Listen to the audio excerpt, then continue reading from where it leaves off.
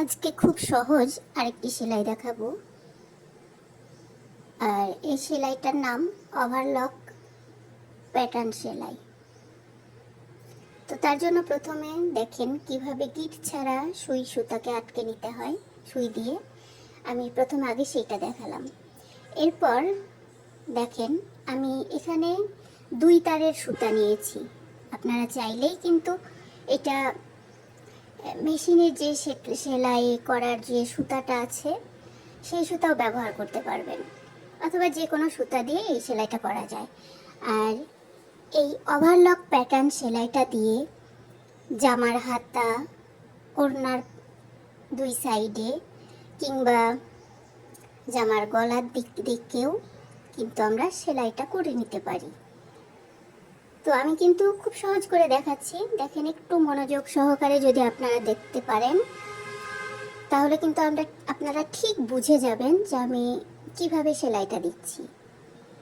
তো দেখেন আমি ফোরটা তুলতেছি, ঠিক যে বর্ডারটা মাথাটা যেখানে শেষ তার থেকে একটু দূরে সুইটা উঠাচ্ছি এবং 2 তারের মাঝখান দিয়ে আমি সুইটাকে পার করে নিচ্ছি। নিয়ে আমি সুতাটা আস্তে করে টান দিচ্ছি, তখন সমান হয়ে যাচ্ছে এবং হওয়ার পরে দেখেন একটা ত্রিভুজ আকৃতির মতো প্যাটার্ন দেখা যাচ্ছে।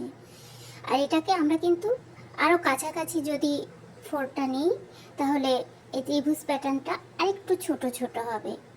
এটা আপনাদের বোঝার সুবিধার্থে আমি একটু বড় বড় করে প্যাটার্নটা তৈরি করছি বা ফোরটা উঠাচ্ছি। আর এভাবে সেলাই করতে করতে আমরা কিন্তু অনেক সুন্দর একটা ওভারলক প্যাটার্ন তৈরি করতে পারি। তো সেলাইটা আপনাদের কার কাছে ভালো লেগেছে আপনারা কমেন্ট করে জানাবেন। আপনাদের কমেন্ট আমাকে কাজ করতে উৎসাহিত করে। আর আমার কাজ যদি আপনাদের ভালো না লাগে, কোন দিকটা ভালো লাগেনি সেটাও যদি আমাকে জানান, উপকৃত হব।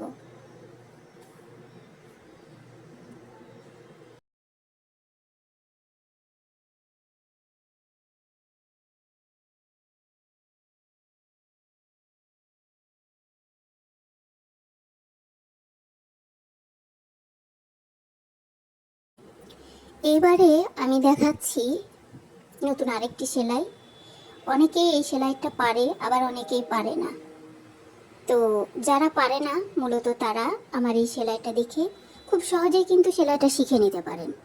আর এই সেলাইটার নাম বাটন হোল স্টিচ বা ব্ল্যাঙ্কেট স্টিচ, যেটা আমরা বাংলায় বলে থাকি বোতাম ঘর সেলাই।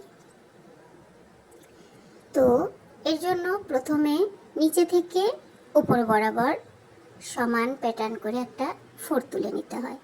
এরপর সুতাটা চেইন সেলাইয়ের মতো করে উপর দিয়ে পার করে নিলেই একটা এক ঘর বোতাম ঘর সেলাই হয়ে যায়। এভাবে পরের ঘরেও আবারও আমরা নিচ থেকে সুইটা দিয়ে ঠিক সমান সমান বরাবর উপরে সুচটার মাথা বের করে চেন সেলাইয়ের মতো সুতাটাকে পার করে নিলেই কিন্তু এক ঘর সেলাই হয়ে যায়। আর ঠিক সেমভাবে প্রতিটি সেলাইয়ের ফোরটা তুলতে হবে এবং সুতাটাকে ঘুরিয়ে নিতে হবে চেইন সেলাইয়ের মতো করে। আর এভাবেই তৈরি হয় খুব সহজ একটি বোতাম ঘর সেলাই। আপনারা যারা নতুন, আশা করি তাদের জন্য ভিডিওটি অনেক উপকারী।